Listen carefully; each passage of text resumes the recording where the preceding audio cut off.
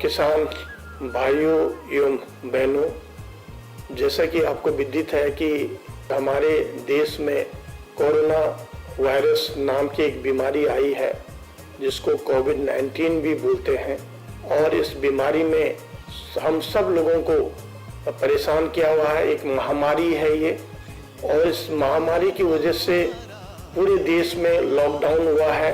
पिछले 2 महीने से राष्ट्रीय डेयरी अनुसंधान संस्थान समय समय पर जानकारी दे रहा है हमारे पशुपालकों को, हमारे किसान भाइयों को, हमारी बहनों को कि कैसे आप अपने आप को इस बीमारी से दूर रखें और अपना खेती भी करते रहें, अपने जो किसानी भी करते रहें, अपना पशुपालन भी करते रहें। फिर भी मैं जो मुख्य बातें हैं उसको आपकी जानकारी में लाना चाहूँगा।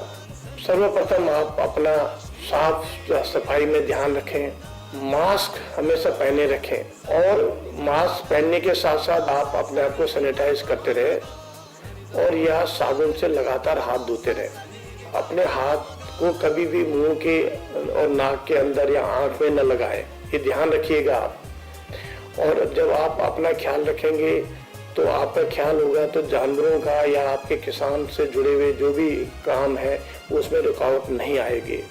इसके अलावा हमारे जो संस्थान की ओर से हम चाहते हैं कि जो भी किसान भाई अगर कोई आपके जो प्रश्न होते हैं तो हमारे वैज्ञानिक उसको आंसर देने के लिए तैयार हैं।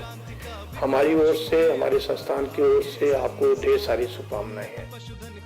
तो सबसे पहले आप लोगों को जब भी कोई काम करें अपने हाथ साबुन से 20 से 30 सेकंड तक धोने हैं, और जो हमने अभी आप मास्क दिया है ये मास्क लगा रखना है, क्योंकि ये जो वायरस है इसका संक्रमण गले और नाक के द्वारा जो हमारी सांस लेने की प्रक्रिया है, श्वास नली है या छाती है जिसे फेफड़े भी कहते हैं हम, उसको ये पकड़ता है और वहाँ पकड़ के ये हमारी सांस लेने की प्रक्रिया को बंद कर देता है। तो हमें ये कोशिश करनी है कि ये जो वायरस है हमारे किसी भी तरह से आँख, नाक, मुंह में ना जा पाए सकते हैं। अब मैं चाहता हूँ कि आपको क्या दिक्कतें आ रही हैं, कुछ आप प्रश्न पूछिए तो उसका हम आपको सुझाव दें। पशुशाला में जाते वक्त किन किन बातों का ध्यान रखना चाहिए या क्या सावधानियां बरतनी चाहिए हमें?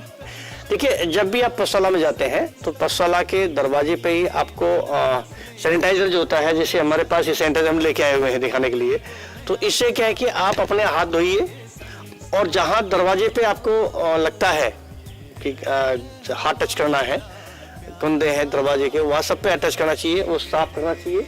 और जब अंदर जाए तो ध्यान रखें कि एक समय में एक ही आदमी अपनी गाय भैंस के पास जाए, मुंह पर आपके मास्क लगा हो या अपनी चुन्नी ढकी हो, और जो बर्तन आप साथ लेके जा रहे हैं वो भी अच्छी तरह से साबुन के घोल से साफ होना चाहिए। अननेसेसरी पशु को भी ना छुएं और अपने शरीर को भी बार बार ना छुएं। जहाँ तक संभव हो किसी दूसरे आदमी को कभी भी अपने साथ लेके ना जाए। और जो आप दाना चारा पशु को डाल रहे हो तो कोशिश ये कीजिए कि पहले साबुन के घोल से अपने हाथ धोइए और उसके बाद दाना चारा पशुशाला में डालें। जो सारा ही बंद हो रहा है, शहर बाजार भी पशुओं का भी खड़ पानी नहीं मिलता, भी वो अपने घरों का किस तरह राशन बना सका।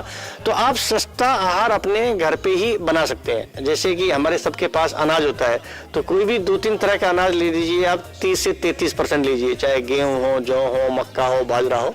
खल है तो आप 30 से 33% आप इसमें खल मिला दीजिए। और इसके बाद चोकर 30 से 33%, यदि चोकर खत्म हो गया है तब दाने की मात्रा दुगनी कर दें। जो हम दाना 30 से 33% ले लेते, यदि चोकर नहीं है तो उसको हम 66% के आसपास दाना लेंगे और खल 30 से 33% लेंगे। अब मान लो कि आपके पास खल नहीं मिली है तो 1% के आसपास सरसों का तेल डाल देंगे। और मिनरल मिक्सचर जो कि हम आपको देते रहे और आप भी अपने पशु को खिलाते रहते हैं, सबके घर में होता है, तो 2% मिनरल मिक्सचर मिलाइए और 1% साधारण नमक। इन 5 चीजों को मिला के आप अपने घर पे ही उच्च क्वालिटी का सस्ता दाना राशन बना सकते हैं और अपने पशुओं को खिलाएंगे, जिससे कि दूध का उत्पादन लगातार बना रहेगा।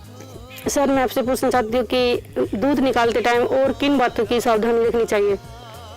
तो जैसा कि मैंने पहले भी बताया कि सबसे पहले तो आपके दूध वाले बर्तन अच्छी तरह से साफ होने चाहिए, और उसके बाद आपने पशु के जो थन हैं उनको अच्छी तरह पानी से धोइए। उनको पानी से धोने के बाद आप हो सके तो एक साफ कपड़े से उनको साफ करके थनों को, और फिर दूध निकालिए।